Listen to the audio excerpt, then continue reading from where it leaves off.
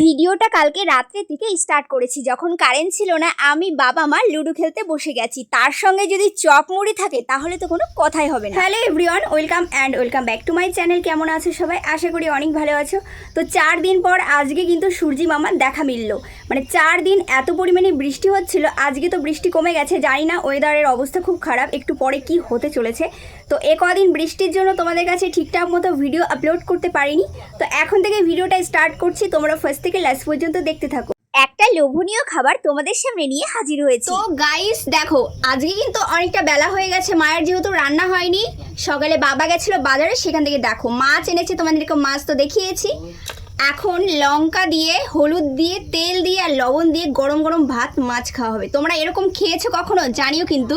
মানে ছোটোবেলায় কিন্তু এরকম খেত, আমি তো খেয়েছি। মানে আমি মা বাবা আমাদের বাড়িতে মোটামুটি সবারই খাওয়া হয়ে গেছে, যে হলুদ দিয়ে, লবণ দিয়ে, লঙ্কা দিয়ে মাছ ভাত।